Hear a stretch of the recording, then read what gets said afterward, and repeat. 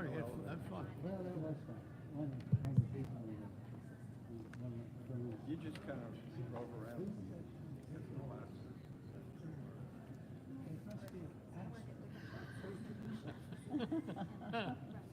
Yeah, no, he's an old, no, he's just a retired chemist. You're being recorded. You're being recorded. It's close. Adrian, you got a reader. Our granddaughter. I can't wait to give that little musical thing to Ellie. I'm gonna give her. All right, well, it's good to see everyone tonight. Yeah, we've persevering. The children's ministry has finished for the semester with their big program. So thanks to all of you who are here on Sunday night, supported them. I thought the service went well. The testimonies were great, and so we'll probably do something like that again in the future. Well, tonight we're going to keep on keeping on with the Book of Acts. We can almost see the end, can't we? A couple of pages over, and you're to the end of the Book of Acts. So we've got probably a few more weeks left. And so Acts 25, we're going to cover 22 verses tonight. So we've moved on from Felix to Festus. I have known some Felixes in my day, but I've never known a Festus. So. All right, 3 days after arriving in the province, Festus went up from Caesarea to Jerusalem, where the chief priest and the Jewish leaders appeared before him and presented the charges against Paul. They requested Festus, as a favor to them, to have Paul transferred to Jerusalem, for they were preparing an ambush to kill him along the way. Festus answered, "Paul is being held at Caesarea, and I myself am going there soon. Let some of your leaders come with me, and if the man has done anything wrong, they can press charges against him there." After spending 8 or 10 days with them, Festus went down to Caesarea. The next day he convened the court and ordered that Paul be brought before him. When Paul came in, the Jews who had come down from Jerusalem stood around him. They brought many serious charges against him, but they could not prove them. Then Paul made his defense. "I have done nothing wrong against the Jewish law, or against the temple, or against Caesar." Festus, wishing to do the Jews a favor, said to Paul, "Are you willing to go up to Jerusalem and stand trial before me there on these charges?" Paul answered, "I am now standing before Caesar's court, where I ought to be tried. I have not done any wrong to the Jews, as you yourself know very well. If, however, I am guilty of doing anything deserving death, I do not refuse to die. But if the charges brought against me by these Jews are not true, no one has the right to hand me over to them. I appeal to Caesar." After Festus had conferred with his council, he declared, "You have appealed to Caesar you will go." Okay, so what we have here is a change in governorship. Remember, Paul has been in prison for 2 years. So Felix had a trial, but really never ruled on anything, and he just left Paul there in prison. He kept wanting to bribe, so he kept him there. Also, it was in some ways a favor to the Jews. We're gonna see here that it was always a challenging position for the Roman governor, because he ultimately needed to please Rome, but also day to day he had to deal with Jewish leadership. He was the Roman governor of this land that was predominantly occupied by the Jews. And so, and Romans gave local officials really a lot of autonomy to run certain aspects of their towns and their country, as long as they, adhered to some Roman direction. And so it was this balance of the Jews didn't like the Roman governor for all sorts of reasons, but then they needed to work with him. So there was always the politicking back and forth of trying to curry favor with one another, because if you owed them something, then you knew you could get something later on. And so this is happening. So Festus succeeds Felix. It's probably, the best guess is AD 59, but there's some wiggle room there as historians debate about it. We know that he died around 62 AD, so this has to happen before that. He belonged to a clan of Roman senators, so he was actually from a fairly prominent family. He was appointed by Nero.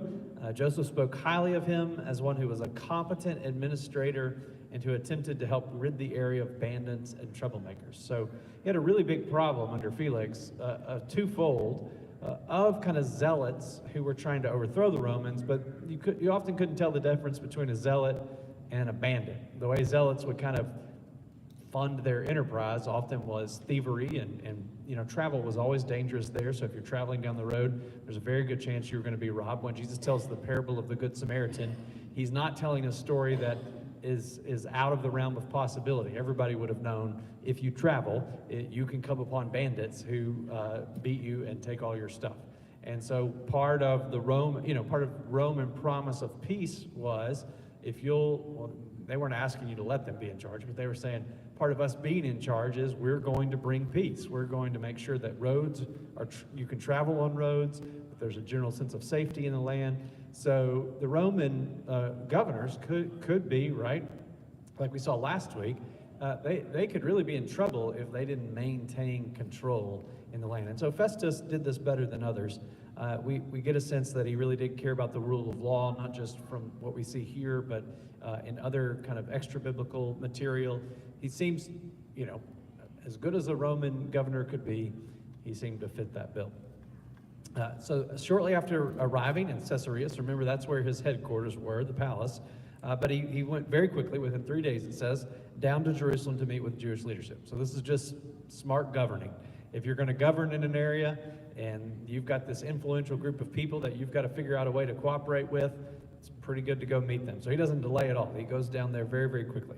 Now, this meeting lasts at least 10 days, probably even longer than that, but they probably covered a myriad of issues. So Paul wasn't the only thing on the list, but in all of the issues that they're talking about, these Jewish leaders, they have a long memory, don't they? Paul has been sitting there in prison for 2 years, and yet still on their list of the things they want the new governor to deal with is Paul. And so they may assume he doesn't know anything about Paul, and so they also probably knew, well, he's going to want to clear the backlog of all of Felix's unfinished business, which history tells us there was a lot. Felix was not a great administrator, so there was probably a whole lot of things that Festus was like, why is this on my plate? Shouldn't this have already been dealt with? And this would have been one of those things. So they see this as an opportunity to revive their plan to kill Paul. What's interesting is they still are not going to wait for Roman justice. Their plan is still the old plan. If we can get them to transfer Paul to Jerusalem, we can kill him on the way.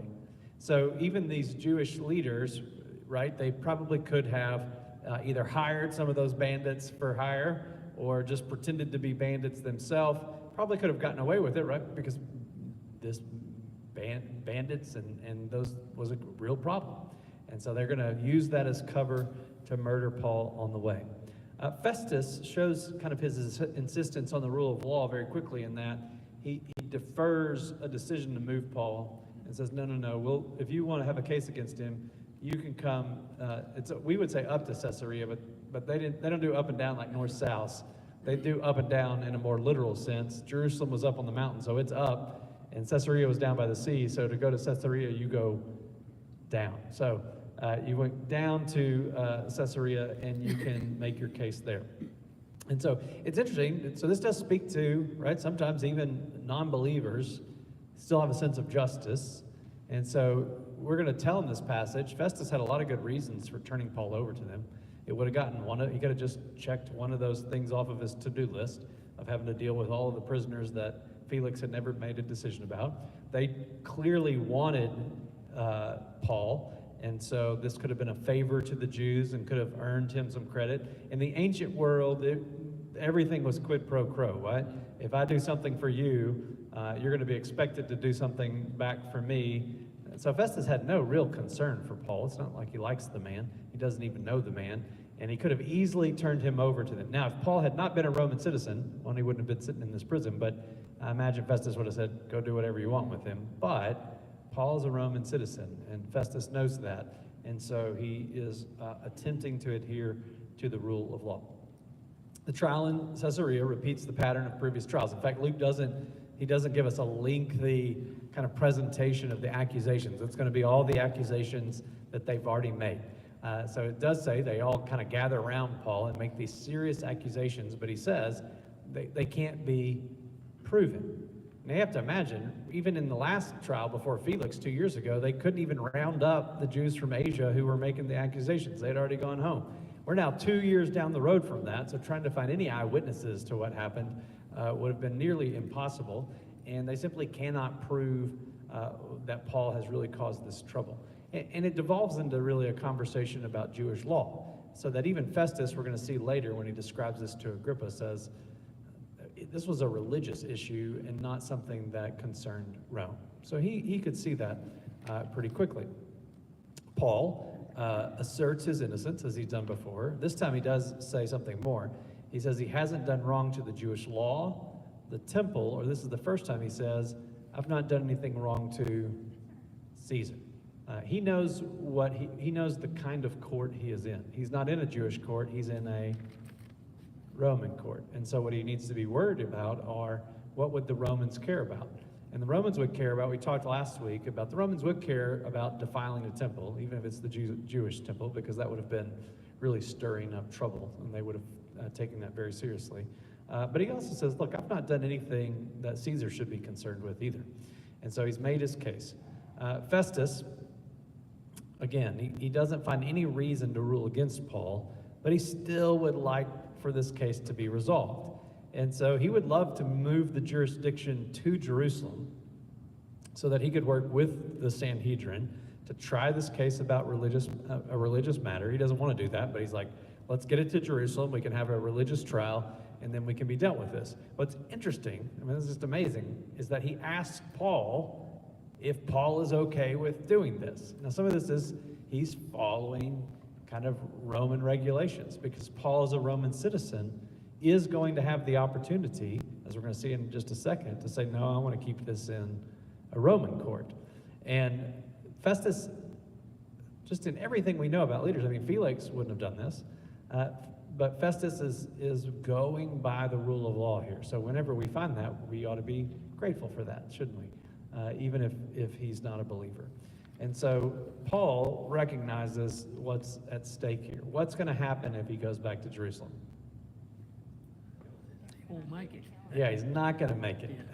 He may not know, well, certainly he does know about the previous plot to ambush him. So he may not know about this plot, but he can certainly say they might try that again.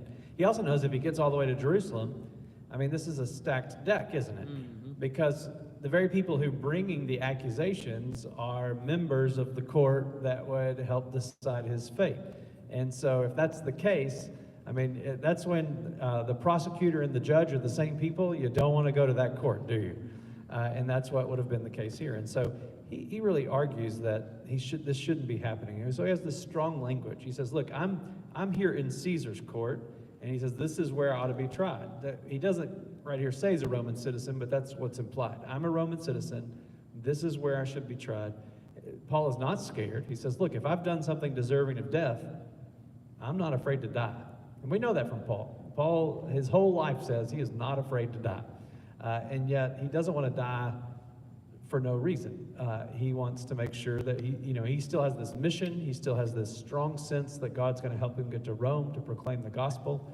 And so he's not going to foolishly submit to an unfair court that might end up in his death. And so he really challenges them, and that he's not going to go to Jerusalem. And then he says, I appeal to Caesar.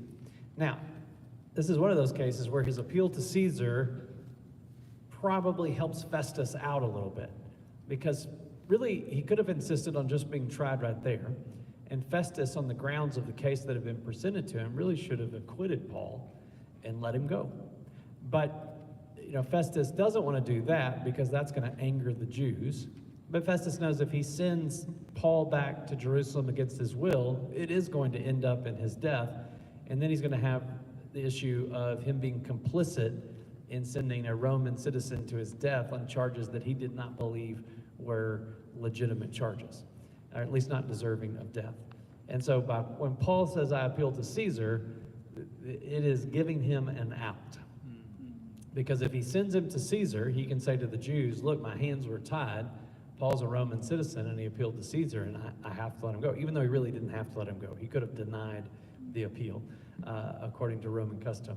But by granting it, he both protects himself against the anger of the Jews, and he protects himself from having to do anything with it. He can just pass it on. We've all had situations, even in American courts, you get the sense sometimes as they pass things around. They're like, yeah, that doesn't fall in our jurisdiction, and you get to move it to somebody else's court. And so that's possibly, well, that is what is happening here. All right. So as we move along, Festus against Felix. Felix drags his feet. Festus gets onto things. And so we do get a sense that he's going to send Paul on as quickly as possible, but we get an interruption in the story. And we pick that up in verse 13. A few days later, King Agrippa and Bernice arrived at Caesarea to pay their respects to Festus. Since they were spending many days there, Festus discussed Paul's case with the king. He said, "There is a man here whom Felix left as a prisoner. When I went to Jerusalem, the chief priests and the elders of the Jews brought charges against him and asked that he be condemned. I told them that it is not the Roman custom to hand over anyone before they have faced their accusers and have had an opportunity to defend themselves against the charges. When they came here with me, I did not delay the case, but convened the court the next day and ordered the man to be brought in. When his accusers got up to speak, they did not charge him with any of the crimes that I had expected. Instead, they had some points of dispute with him about their own religion and about a dead man named Jesus who Paul claimed was alive. I was at a loss how to investigate such matters. So I asked if he would be willing to go to Jerusalem and stand trial there on these charges. But when Paul made his appeal to be held over for the emperor's decision, I ordered him to held until I could send him to Caesar.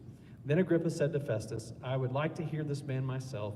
And he replied, tomorrow you will hear him. Okay, so you've got a new proconsul, Festus, and well, this would have been the case that the dignitaries in the area would have come to, here it says what? Pay their respects. You have this strange overlap of rulers in the ancient world that it's not always easy for us to keep straight. But King Agrippa II, it doesn't call him the second here, but this is King Agrippa II. He is connected to all of the Herods that we have in the scripture. So he was Herod Agrippa the first, that it was his son. So this is the Herod who persecutes the church at the beginning of the book of Acts, in Acts chapter 12. He was the great-grandson of Herod the Great, of course, who had the babies in Bethlehem murdered. And so this is his family. He is the brother of Felix's wife, Drusilla, that we saw in the previous chapter. And if that isn't confusing enough, not his wife, his sister Bernice, and really the Roman, there's an extra E in there in if you look at a lot of historical records. In the Bible, it gets kind of shortened to Bernice, like almost the English way we would spell that. But Bernice was originally married to another uncle named Herod, not the Herods here, but another uncle named Herod, that when he died, this Agrippa inherited his land, where he was reigning over, and she moved in with her brother. Now, there's no hard evidence that they had an incestuous relationship, but even the satirical writers of that day made rumors and innuendos that they had a incestuous relationship together.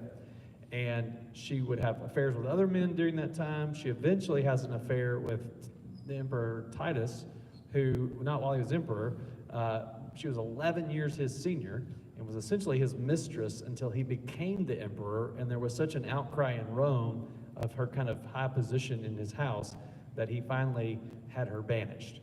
So she's an interesting character in her own right.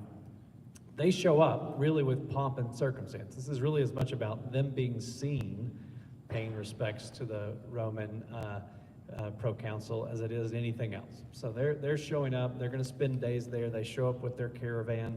It's really to announce how powerful they are, but also it's politics. They're currying favor with the new governor. And so all of this is happening. And while they're doing this, they're having to make small talk. You can imagine a house guest like this, you got to come up with something to talk about. And so he's talking about Paul with them, and they're talking about the case. And so we get in this a little bit of what Festus was actually thinking. So Festus describes this as a religious dispute. The word that gets translated religion here is really a derogatory term. It's not the same word that Festus would have used to describe Roman religion. It's a word that really carries more of a sense of superstition. So it's really as if he says it's an argument about their superstitions. And so it shows how dismissive he was of the Jewish faith. But he says, this is what the Romans have ruled every step of the way in the book of Acts when it comes to Paul, isn't it? That the argument he is having is a religious argument with Rome. He's not seditious. He's not trying to overthrow Rome, and we don't want to have anything to do with this. That's really the case. And remember, one of Luke's reasons for writing this may be that as Paul moves up the chain of command in all of his court cases, there are some scholars who think this is a writing that Luke is doing in part for Paul's defense. And so he's showing over and over again, your officials have said, Paul's not guilty of anything that should bother Rome. And that's certainly the case here. And so still to get even though he doesn't care anything at all about the Jewish faith, he does get to the heart of the matter, perhaps without realizing, doesn't he? He says, all I can really tell is the argument is about some dead guy named Jesus that Paul says is alive. And that is the ultimate heart of the argument between Paul and all of his detractors, isn't it? That he is proclaiming that God has done something so radically new in the death and resurrection of Jesus Christ that it upsets all of the old categories. And they, on the one hand, don't believe his testimony about the resurrection, and so two, they don't believe his assertion that the categories have been undone. They want to hold on to the categories that says Jewish faithfulness looks this way and this way only. And if a Gentile wants to get saved, that's great, but that means they need to become a Jew. And that's really the argument. Festus doesn't get all of that, but he does get the important part. It's about Jesus. I love the line in here, though, where it says, Festus notes that he was at a loss how to investigate such matters. You do just get a sense of thinking, I don't even know what they're talking about. If you've ever had a person who's a friend who's grown up outside of the faith, and you try to describe a religious argument to them inside the faith, their puzzlement is always a reminder that, at least on what we tend to argue about, it may not be as important as we think. Now, this was a big one. The resurrection's obviously a big one, but sometimes trying to describe, I've had friends who maybe just weren't Baptists, and so trying to describe how my Baptists are a little different than that group of Baptists, they're just like, I don't even understand the differences you're talking about. But it also reminds us here in the life of faith, when we're talking about spiritual matters, there are some people that the whole concept is almost inconceivable. And we live in that kind of world. So at least in the Roman world, they believed in the gods. But we live in a world where so many people discount anything that's supernatural. So when we're having a discussion about Jesus being raised from the dead, or we're talking about the movement of the Holy Spirit in our lives, to many people, we might as well be talking about UFOs or something. They don't, it's outside of their realm of what is imaginable. And so you do have to be patient with people. That sometimes the very things that we're talking about, trying to proclaim the gospel, trying to proclaim their need for a Savior, it's not in their worldview at all. And so it may be like speaking to a brick wall. Now, that doesn't mean it's impossible to bear witness to them, but it's going to be tough. So we get the sense that Paul, in his defense, Luke's only given us a summary here of what's happening, but Paul gave a full-throated defense of the gospel in this. And what does it do for Festus? It just, right here. It also shows, does Festus seem to have any actual desire to know whether or not what Paul is saying is true? It doesn't seem like it, does it? He doesn't seem to be open to it at all. And I think part of that is for us as we bear witness to Christ. Sometimes Paul's going to spend a lot of time with people and other times he's not. And we do need to be wise and discerning about, if somebody is not seeking, they don't even want to entertain the possibility of what we say being true. The Spirit may lead us to persevere with them, but as Jesus said, the fields are white for harvest, right? And so it may be that we move on to others who are more open to receiving the gospel we proclaim. So we see in this. He does ask Agrippa. Well, first, Agrippa asks to hear from Paul. Again, you almost get the sense that Agrippa's just bored. He's like, I'd love to hear this. But he says, hey, you'll hear him tomorrow. Now, this may be, again, for Festus, an opportunity for him, because while Paul's appealing to Rome is in one way out for him, Festus probably knows I'm going to have to give a good reason for sending this on down the line. Because while Paul has a legal right to be heard by Caesar, Caesar may still think, why in the world did you send this one to me? Why didn't you wrap this one up yourself? Again, if it's pretty obvious to every Roman official so far that Paul hasn't done anything deserving of death, then Caesar might very well throw it back at him and say, why didn't you just let this guy go? Why are you wasting my time? And so part of what he may be doing is by bringing in Agrippa to listen to this, maybe he'll have some help in saying, what should we say about this as we send it on down the line? For Luke, it is a parallel, however, of how Pilate sought help from Herod with Jesus. That there is this sense in the way Luke tells the story at the end of Paul's journey that it mimics and imitates the life of Christ. And this is one of those places where you can really line up the end of Luke with the end of Acts, and there are a lot of parallels. And I think there's a theological reason for that, as it reminds us that if we follow Jesus, we may follow him more than we realize. We may end up in the same kinds of situations that Jesus ended up in, and it may cost us our very lives. All right. We're kind of we're almost at 30 minutes. But next week we'll cover a larger section as we look at Paul before Agrippa. We're going to see this is one of the longer testimonies Paul gives about his life and about his conversion. And so we'll have more meat next week. Davey, come on up. Davey is fresh off of a Baptist, talk about Baptist conflict now, a Baptist educators conference. Texas Baptist Discipleship Leaders. They call it a retreat, but I was the president of the planning team, which was not any retreating for me at all. I was having people hand me a mic, and then I was dividing into groups and introducing speakers and all kinds of fun. I do bring greetings from David Adams, one of our longtime pastors here, and got to see several good friends, and it was really, really a fun time. So, but just got back in a little bit ago, and so we have Jeff Moran to thank for our small group questions tonight. My goal is to get back in time to get all those questions done, and I didn't. So Jeff stepped in, and we've got some questions. We're going to just divide. Our group isn't quite as big. We're going to do 2 groups, so it'll be a little bit more. We can have a little more discussion tonight. So we're going to have a group that meets in here, and then a group that goes into the groom's room. And so as we are approaching, I asked one of our educators today that works in the school district, how many more weeks? They said 3 Mondays.